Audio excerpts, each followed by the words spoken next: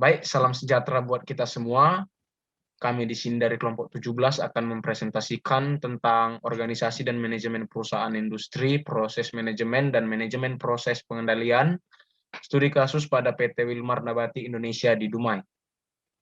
Nama saya Julian Sanata Silalai, nomor induk mahasiswa 122190065. Dan teman saya, Saya Andreas Seven Agung Butar-Butar, NIM 122190019. baik, slide selanjutnya. Ya. Oke, bagian pertama akan dijelaskan langsung oleh Andreas Seven Agung Butar-Butar. Untuk Andreas, saya persilakan. PT Wilmar Nabati Indonesia di Dumai. Wilmar Group merupakan perusahaan minyak sawit swasta terbesar di dunia. Perusahaan yang telah berdiri sejak tahun 1979 ini memproduksi berbagai jenis produk olahan kelapa sawit yang dijual dalam berbagai skala. Nama Wilmar sendiri merupakan singkatan dari William dan Mertua, yaitu nama dari dua orang pendiri perusahaan PT Wilmar. Selain produksi olahan kelapa sawit, perusahaan ini juga membudidayakan kelapa sawit dan memiliki lahan yang tersebar di seluruh daerah Indonesia. Kegiatan usaha Wilmar meliputi budidaya kelapa sawit, penyulingan minyak, penggilingan dan penyulingan gula, lemak khusus, oleokimia, biodiesel, dan pupuk manufaktur serta pengolahan biji-bijian. Wilmar International adalah salah satu perusahaan kelapa sawit pertama untuk mencapai sertifikasi RSP dan telah mencapai sertifikasi pertama kali untuk 4 perkebunan dan pabrik pada 3 Desember 2008. Sebagai perusahaan multinasional, Wilmar berpusat di Singapura yang mencakup area operasi di Asia, Eropa, dan Afrika. Untuk di Indonesia sendiri, PT Wilmar berkantor pusat di Medan. Namun demikian, PT Wilmar mempunyai beberapa kantor cabang yang cukup besar, yang salah satunya berkantor di Jakarta. Sebagai pengelola bisnis kelapa sawit dan turunannya di Indonesia, Wilmar dibagi dalam dua divisi, yaitu Wilmar Plantation dan Wilmar Industri. Adapun kapasitasnya di sini mewakili Wilmar Industri yang mencakup pengolahan CPO, olein atau minyak goreng, fertilizer atau pupuk, biodiesel, dan industri kimia turunan dari kelapa sawit lainnya. Untuk di Indonesia, produk yang dikeluarkan oleh PT Wilmar adalah minyak goreng Sania dan Fortune. Produk-produk yang diedar di beberapa negeri oleh PT Wilmar diantaranya adalah cooking oil, yaitu ada Sania, Fortune, Vilma, dan lain-lain. Yang kedua ada margarin, lalu shortening, selanjutnya specialty fats, dan terakhir frying fats butter oil substitute. PT Wilmar Nabati Indonesia sebelumnya bernama Bukit Kapur Reksa BKR. PT Wilmar Nabati Indonesia telah berdiri sejak tahun 1989 dengan produksi utama minyak goreng. PT BKR bernaung di bawah KPN atau Karya Trajana Nelayan.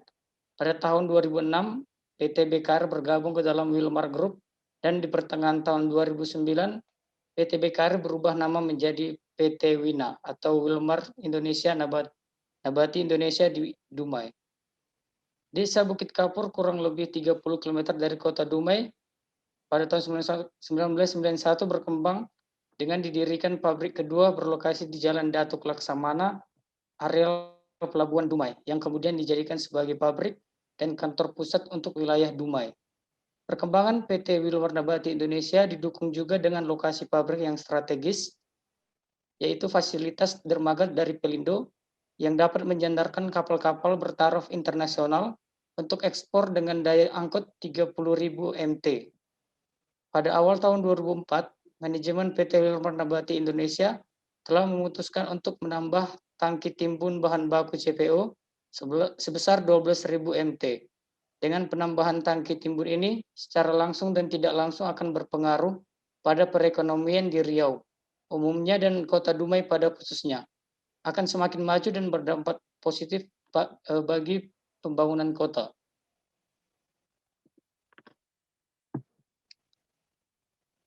Pada awal tahun 2004, manajemen PT Wilmar Nabati Indonesia telah memutuskan untuk menambah tangki timbun bahan baku CPO sebesar 12.000 MT. Dengan penambahan tangki timbun ini secara langsung akan memajukan kota Riau sendiri. Komitmen yang tinggi dari manajemen dan karyawan memungkinkan PT Wina untuk berkembang lebih besar lagi. Hal ini terbukti dengan telah diperolehnya sertifikat ISO 901/2008 pada tanggal 16 Oktober 2009. Ini adalah dua orang pendiri dari PT Wilmar sendiri, yaitu William dan Martua Sitorus. Sebagai catatan, William merupakan nama panggilan dari Kwok Hong Hong. Sebagai salah satu pendiri Wilmar, Kwok kini menduduki jabatan sebagai Chairman sekaligus Chief Executive Officer atau CEO Wilmar International. Tujuan dari PT Wilmar sendiri yang pertama adalah menghasilkan produk bermutu tinggi dan memberikan layanan terbaik terhadap semua pelanggan. Yang kedua, meningkatkan kompetensi dan keterlibatan karyawan dalam pencapaian tujuan tersebut. Ketiga, mencapai pertumbuhan usaha yang menguntungkan dan berkelanjutan serta memberikan nilai jangka panjang bagi pemegang saham dan karyawan. Dan yang terakhir, meningkatkan kepercayaan dan membina hubungan yang baik dengan agen, pemasok, masyarakat, dan pemerintah. Untuk mencapai target yang sudah ditentukan, manajemen PT Wina Dumai dituntut agar dapat mengelola sumber daya manusia yang dimilikinya, agar mampu meningkatkan etos kerja, menciptakan kondisi yang serasi, menanamkan rasa memiliki, dan mampu menggiring untuk bersama-sama mencapai tujuan dan sasaran yang telah ditetapkan tadi. Selanjutnya, visi dan misi PT Wilmar Nabati Indonesia. Untuk visinya, visi dan misi dari PT Wilmar tersebut yaitu mendukung bisnis operasional grup sehingga tercapai kapasitas yang optimal dan kualitas yang sesuai dengan permintaan pelanggan serta waktu pengiriman yang tepat dengan cara pengembangan kinerja sumber daya manusia yang ada. Untuk deskripsi geografis perusahaan, lokasi PT Wilmar Nabati Indonesia Dumai berada di Jalan Datuk Laksamana, Buluh Kasab Dumai Tim, Kota Dumai, Riau. PT Wilmar Nabati Indonesia mempunyai batas-batas sebagai berikut. Di sebelah utara berbatasan dengan Laut Dumai, di sebelah timur berbatasan dengan Jalan Pelabuhan, di sebelah selatan berbatasan dengan Jalan Datuk Laksamana, di sebelah barat berbatasan dengan Pabrik Inti Benua Universitas Sumatera Utara. Untuk materi selanjutnya dilanjutkan oleh Saudara Julian. Baik, terima kasih buat Andre. Selanjutnya tinjauan pustaka. Next slide.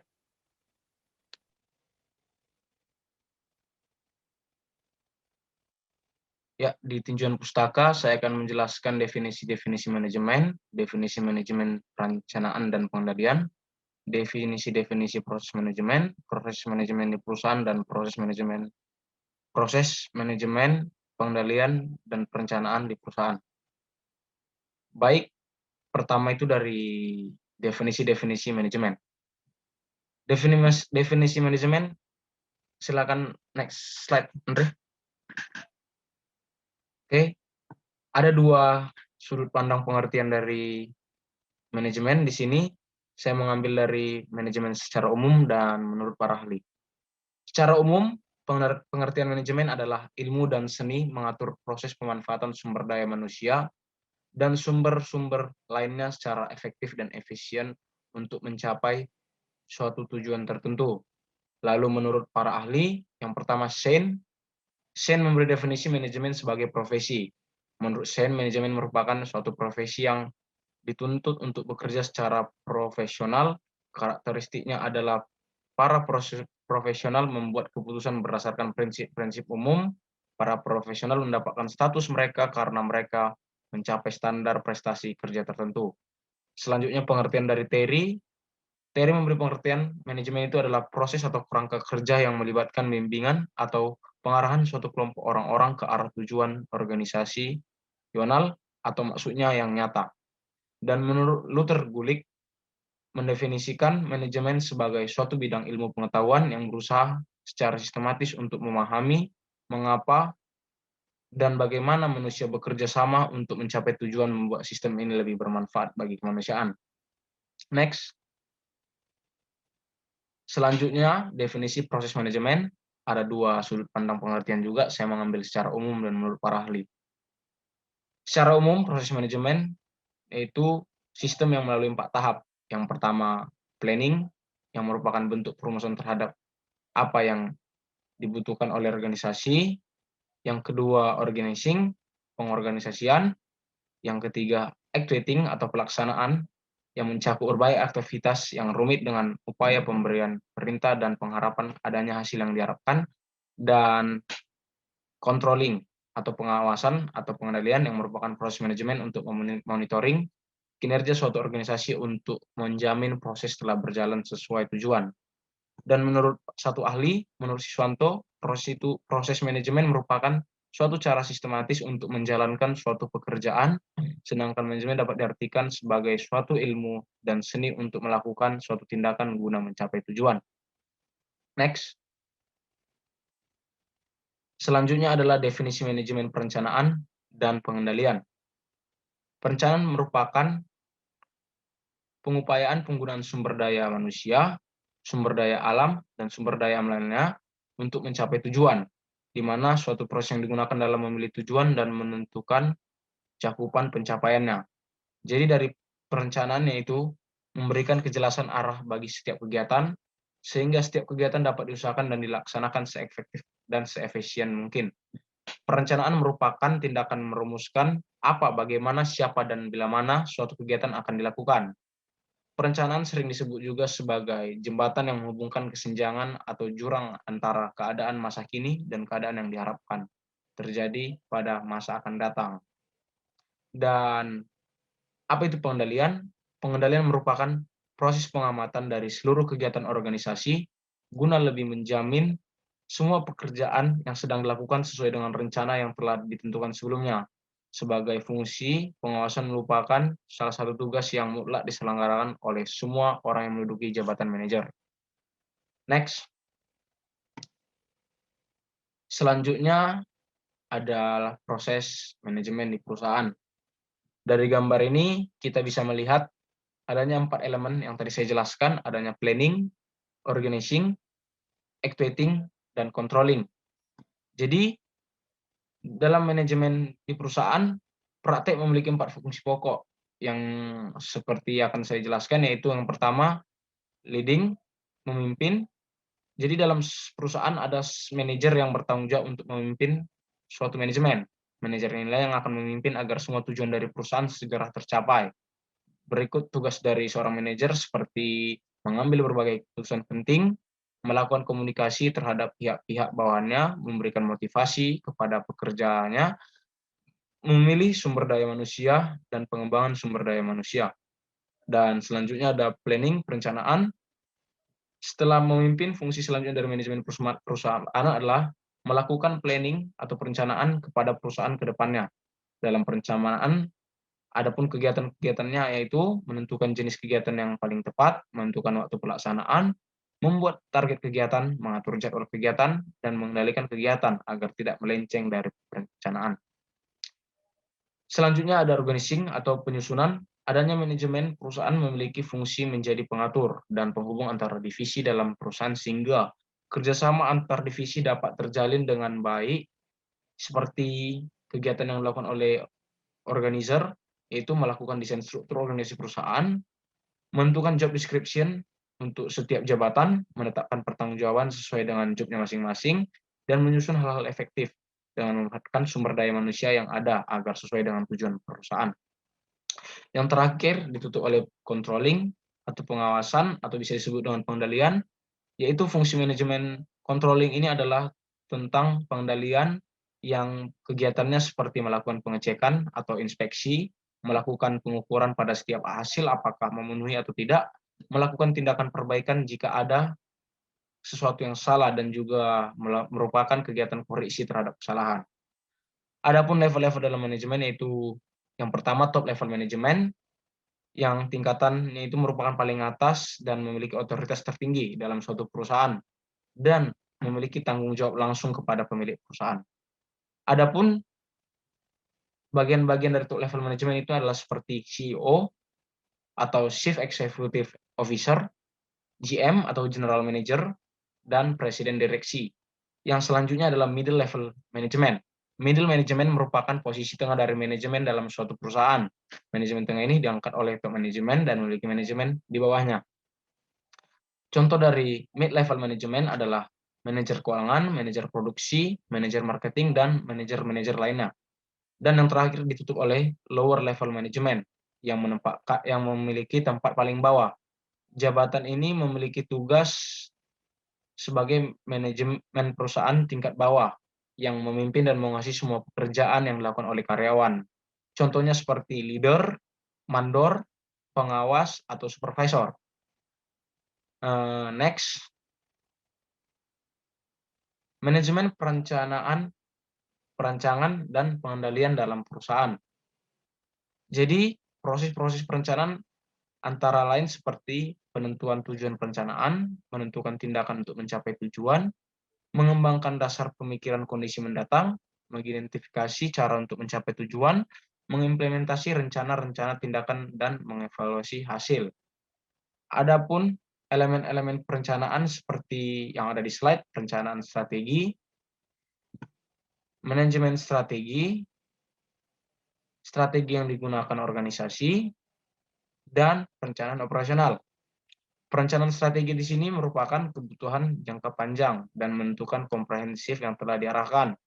Tahap perencanaan strategi seperti identifikasi tujuan dan sasaran, penilaian kinerja berdasar tujuan dan sasaran yang ditetapkan, penentuan perencanaan strategi untuk mencapai tujuan dan sasaran, implementasi perencanaan strategi, dan evaluasi hasil dan perbaikan proses perencanaan strategi.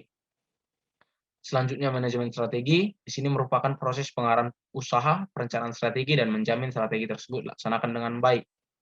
Dan strategi yang digunakan organisasi memiliki beberapa tingkat, seperti strategi korporasi, dan strategi bisnis, dan strategi fungsional. Di mana strategi korporasi merupakan strategi yang bertujuan untuk pengalokasian sumber daya untuk perusahaan secara total. Strategi bisnis ini merupakan strategi untuk bisnis satu produk lini. Strategi ini biasa dilakukan pada tingkat divisi. Yang ketiga ada strategi fungsional, di mana lebih mengarah ke bidang fungsional khusus untuk operasi. Dan terakhir ada perencanaan operasional, di mana perencanaan operasional adalah kebutuhan apa saja yang harus dilakukan untuk mengimplementasikan perencanaan strategi untuk mencapai tujuan strategi tersebut. Perencanaan operasional yang khas seperti perencanaan produksi, keuangan, fasilitas, pemasaran, dan sumber daya manusia. Dasar-dasar perencanaan yang baik itu biasanya diawali dengan forecasting, penggunaan skenario, benchmarking, partisipasi dan keterlibatan, penggunaan staf terencana. Next, selanjutnya adalah pengendalian. Pengendalian itu adalah di mana manajemen mempengaruhi anggota untuk mengimplementasikan strategi organisasi yang telah ditetapkan, yang aktivitasnya meliputi perencanaan, koordinasi, komunikasi, evaluasi, mengambil keputusan, dan mempengaruhi. Dalam suatu pengendalian, ada 4 elemen proses pengendalian seperti detektor atau pengidentifikasi apa yang sesungguhnya terjadi dalam pengendalian, asesor atau penilai, efektor atau alat yang mendorong perilaku atau tindakan tertentu, lalu communication network, dan di mana communication network ini adalah transmisi informasi dari detektor dan asesor atau asesor dan efektor. Jika keempat elemen pengendalian diterapkan dalam suatu organisasi, maka seorang detektor mempunyai tugas melakukan pengamatan atas apa yang terjadi, kemudian asesor membandingkan apa yang terjadi dengan standar dan aturan yang berlaku. Kalau ada yang terjadi tidak sesuai dengan standar, maka efektor akan melakukan tindakan tertentu agar sesuai yang diharapkan. Dan tentunya 3 elemen tersebut harus dihubungkan dengan jaringan komunikasi yang baik. Lalu apa hubungan antara perencanaan dan pengendalian? Perencanaan di sini mengidentifikasi tindakan, sementara pengendalian memastikan bahwasanya tindakan telah dilakukan. Sistem kontrol atau sistem pengendalian yang buruk akan menggagalkan perencanaan, sementara sistem kontrol atau Sistem pengendalian yang efektif akan memperkuat perencanaan. Pengendalian menyediakan informasi untuk perencanaan lebih lanjut dan membantu merevisi atau meninjau rencana yang telah dibuat. Baik, next. Selanjutnya, struktur organisasi PT Wilmar Group yang akan dijelaskan langsung oleh Andre. Untuk struktur organisasi PT Wilmar, penjelasan yang awal, yang dimaksud dengan struktur organisasi adalah suatu susunan dan hubungan antar bagian dalam suatu perusahaan. Dengan adanya struktur organisasi, maka para karyawan dapat mengetahui dengan jelas tugas, wewenang, dan tanggung jawab mereka, sehingga dapat terjalin kerjasama yang efektif dan efisien untuk mencapai tujuan perusahaan. Dalam PT Wilmar, struktur organisasinya yang secara umum itu ada direktur utama, direktur keuangan, direktur teknisi dan pengembangan, general manager, direktur penjualan, dan direktur personalia. Untuk direktur utama, bertindak sebagai pimpinan tertinggi dan menjalankan kegiatan usaha sehari-hari perusahaan. Adapun tugas direktur utama adalah yang pertama, mengarahkan dan mengevaluasi direktur yang ada di bawahnya. Yang kedua, mengambil keputusan yang penting sehubungan dengan direktur yang ada di bawahnya. Yang ketiga, mengawasi pelaksanaan kebijakan yang telah ditetapkan. Yang keempat, menerima setiap laporan. Selanjutnya, direktur keuangan. Tugas-tugasnya adalah yang pertama, bertanggung jawab langsung kepada direktur utama. Yang kedua, membawahi manajer keuangan dan akuntansi. Yang ketiga, menerima laporan dari seluruh kegiatan. Selanjutnya, direktur teknisi dan pengembangan. Tugas-tugasnya adalah bertanggung jawab pada direktur utama. Yang kedua, menganalisis dan mengevaluasi untuk membuka lokasi. Yang ketiga, bekerja sama dengan manajer. Yang keempat, mengendalikan kualitas mutu yang dihasilkan. Selanjutnya, general manager. Tugas-tugasnya adalah yang pertama, bertanggung jawab pada direktur utama. Yang kedua, membawahi manajer-manajer pemasaran produk. Yang ketiga, bekerja sama dengan manajer pemasaran dalam menganalisa dan mengambil keputusan. Selanjutnya, direktur penjualan. Tugas-tugasnya yaitu yang pertama, bertanggung jawab kepada direktur utama.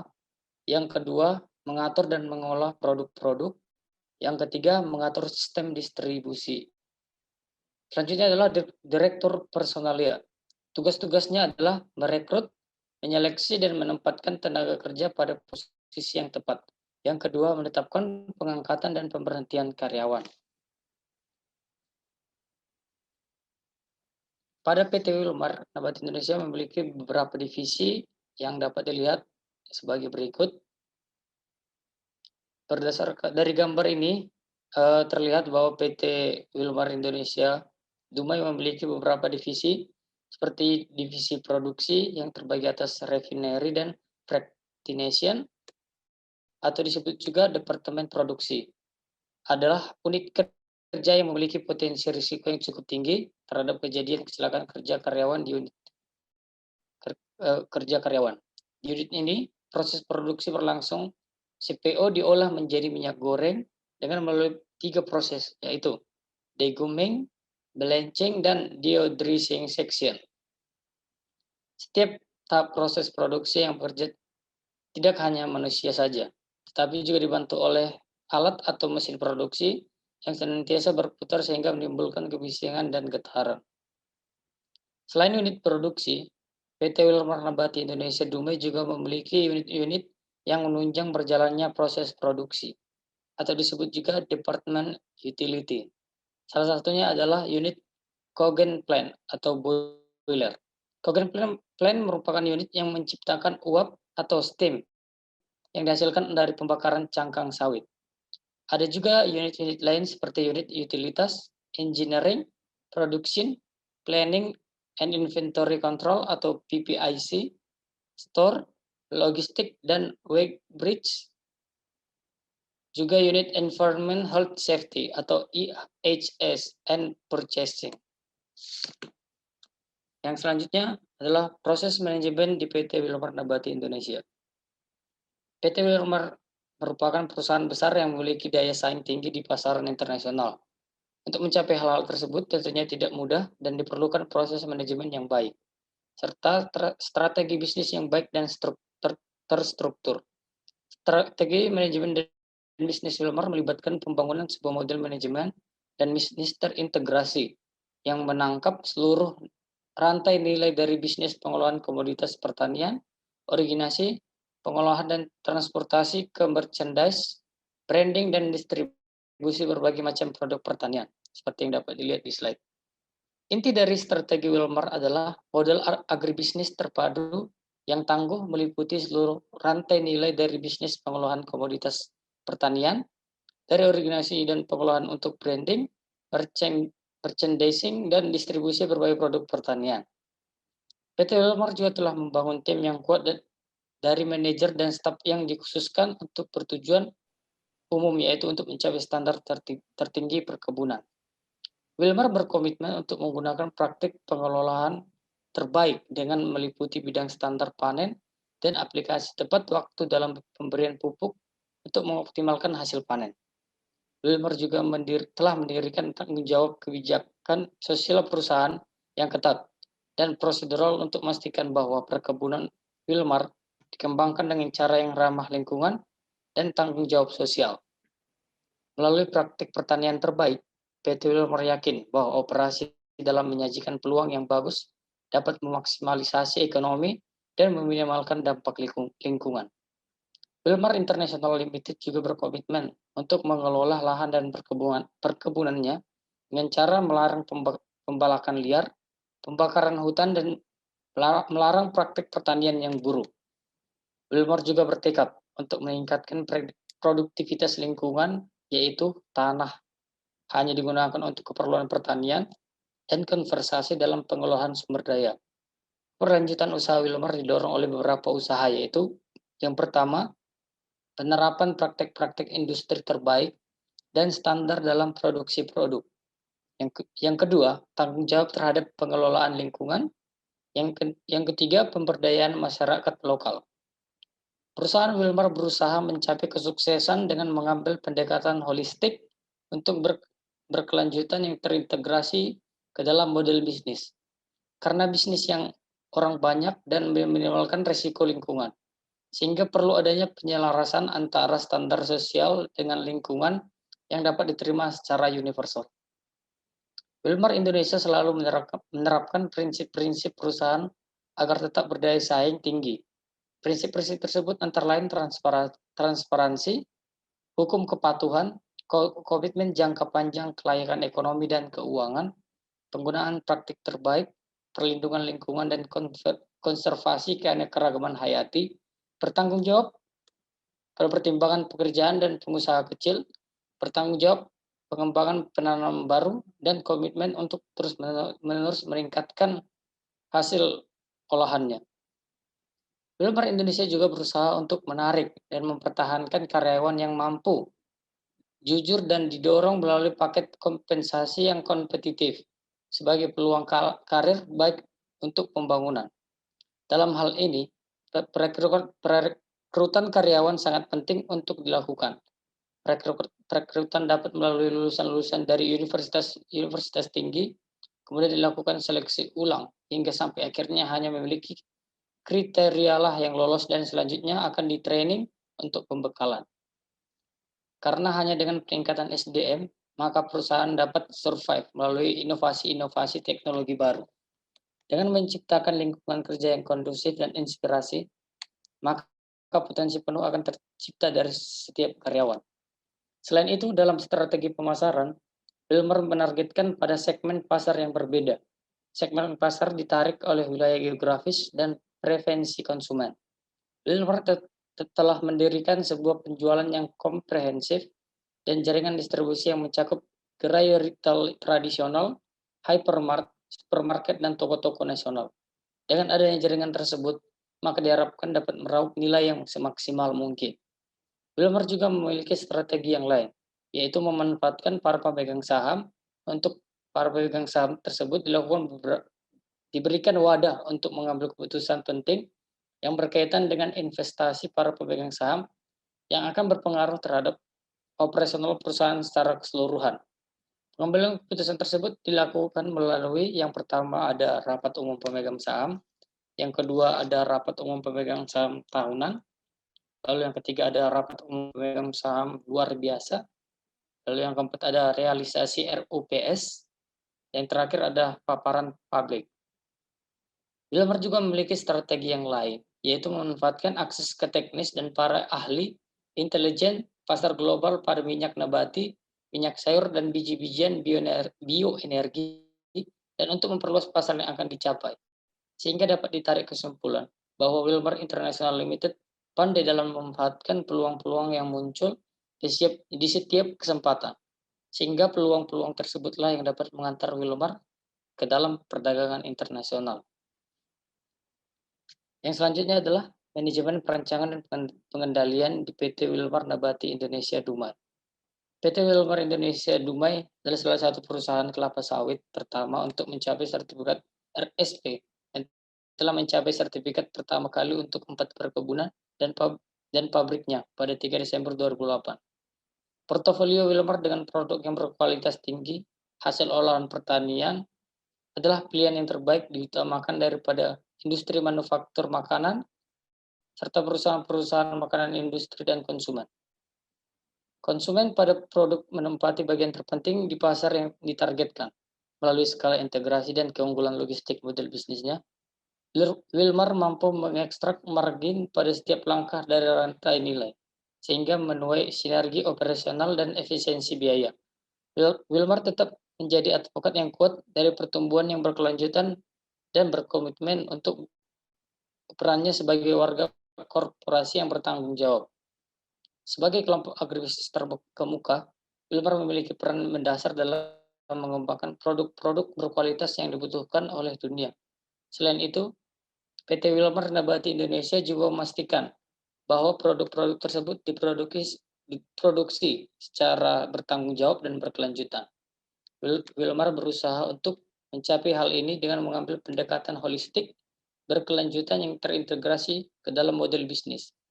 Hal ini dipandu oleh filosofi sederhana bahwa bisnis, Wilmar harus meningkatkan nilai kepentingan pemangku dan meminimalkan jangka lingkungan.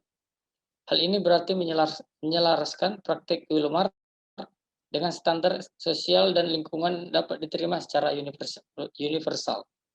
Kesuksesan bisnis PT Wilmar Nabati Indonesia bergantung pada ketersediaan tanaman kelapa sawit sebagai sumber daya yang terbarukan.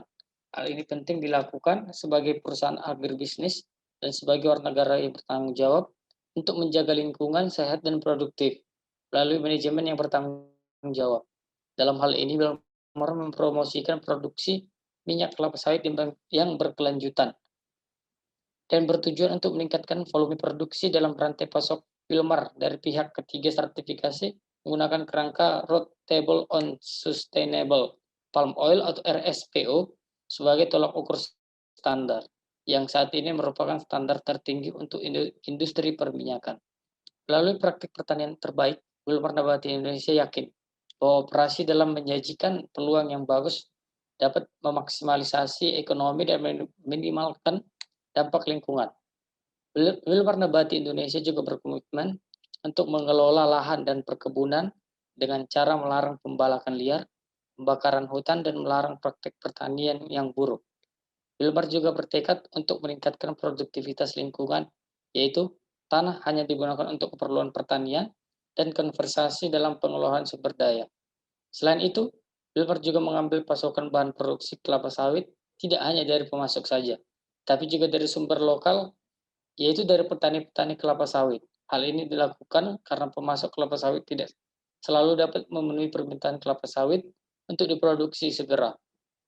Wilmar mengelola lahan yang ditunjukkan dan dilisensikan oleh pemerintah daerah karena Wilmar yakin bahwa suatu usaha tidak bisa maju tanpa adanya dukungan dari pihak pemerintah. Karena itu diperlukan adanya pengelolaan lebih lanjut agar nilai yang dikeluarkan oleh Wilmar dapat ditingkatkan. Wilmar juga telah membangun tim yang kuat dari manajer staf yang dikhususkan untuk tujuan umum, yaitu untuk mencapai standar tertinggi perkebunan. Wilmar berkomitmen untuk menggunakan praktik pengolahan terbaik dengan meliputi bidang standar panen, dan aplikasi yang tepat waktu dalam pemberian pupuk untuk pengoptimalan hasil panen. Wilmar juga telah mendirikan tanggung jawab kebijakan sosial perusahaan yang ketat dan prosedural untuk memastikan bahwa perkebunan Wilmar dikembangkan dengan cara yang ramah lingkungan dan bertanggung jawab. Selain itu, di dalam memilih karyawan, Wilmar sangat menghargai kejujuran, kepercayaan, standar etika yang tinggi, dan berusaha untuk kinerja yang sangat baik dalam segala hal yang kita lakukan. Dengan usaha-usaha inovatifnya, Wilmar berusaha untuk mengembangkan bisnis ini secara global, yaitu dengan terus meningkatkan proses bisnis ini. Dalam mencapai kesuksesan, perlu adanya sistem integrasi antara sistem satu dengan yang lainnya. Oleh karena itu, perlu kerjasama yang baik antara satu tim dengan tim yang lain, agar hasil yang dicapai lebih efisien dan timely. Agar perusahaan atau industri dapat menghasilkan produk yang memenuhi spesifikasi dan target yang ditetapkan, maka sumber daya manusia terlibat dalam proses produksi harus memenuhi persyaratan sikap kerja, pengetahuan, serta keterampilan yang telah ditetapkan. Oleh karena itu, kemampuan daya saing serta kinerja suatu perusahaan sangat ditentukan oleh kualitas dari kompetensi SDM yang dimiliki. Kualitas kompetensi SDM ini pada akhirnya akan mempengaruhi daya saing negara untuk berkompetensi di pasar global. SDM adalah kunci untuk memenangkan persaingan global. Sektor ketenagakerjaan atau SKM inilah yang menjadi sarana untuk menghasilkan harga yang kompetitif dengan produktivitasnya, menghasilkan barang dan jasa yang berkualitas dengan keterampilan atau skill dan pengetahuannya atau knowledge, serta memberikan pelayanan yang prima dengan sikap atau attitude. Oleh karena itu, perlu adanya upaya sistematis dan strategis dalam mengelola SDM di industri. Selanjutnya akan dilanjutkan oleh Saudara Julia. Baik, selanjutnya adalah kesimpulan dan saran mengenai proses manajemen di PT Wilmar. Yang pertama, kesimpulan.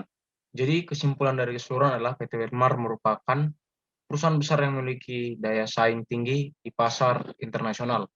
Dan untuk mencapai hal tersebut, tentunya tidak mudah dan diperlukan proses manajemen yang baik serta strategi yang baik dan terstruktur.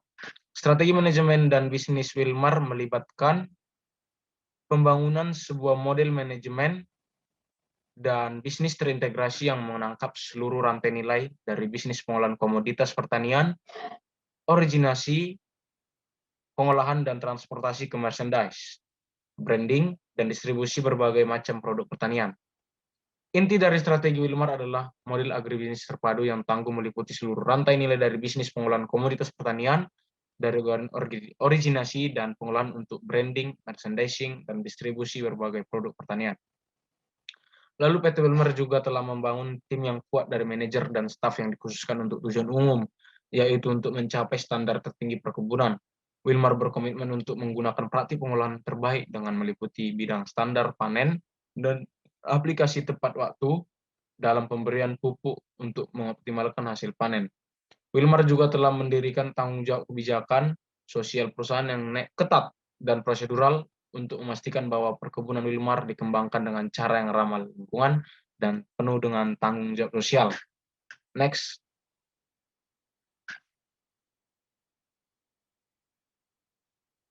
Baik, selanjutnya adalah saran dari manajemen yang ada pada PT Wilmar. Yang pertama, dukungan kelembagaan pasar domestik yang baik sangat dibutuhkan guna meminimalisir perilaku conscious parallelism, di mana produsen terlalu mengacu pada harga pasar internasional. Hal ini penting dilakukan mengingat peran Indonesia sebagai salah satu produsen minyak kelapa sawit mentah atau crude palm oil atau CPO terbesar di dunia. Dukungan kelembagaan pasar domestik yang baik dapat diwujudkan melalui peran berusaha berjangka komoditif yang efektif. Yang kedua, perusahaan sebaiknya melakukan pengembangan di masa yang akan datang dengan penambahan kapasitas untuk meningkatkan keuntungan dan memperhatikan kualitas kelapa sawit yang masuk sehingga hasil produksi CPO dan PKO dapat dimaksimalkan dengan indikator peningkatan presentasi rendaman. Yang ketiga, perusahaan dapat melakukan training bagi pekerja baru ataupun pekerja lama yang menduduki posisi baru karena adanya sistem rolling pekerja atau mutase. Yang keempat, perusahaan harus melakukan proses perbaikan yang sudah dilakukan secara berkelanjutan dan meningkatkan pengawasan dalam berbagai aktivitas yang dapat mempengaruhi mutu. Yang kelima, perusahaan tetap bertanggung jawab untuk menjaga lingkungan sehat dan produktif, mengelola lahan dan perkebunan dengan cara melarang pembalakan liar, pembakaran hutan, dan melarang praktik pertanian yang buruk. Baik, itulah dari presentasi kelompok kami, kelompok 17. Lebih kurangnya kami minta maaf. Terima kasih buat Bapak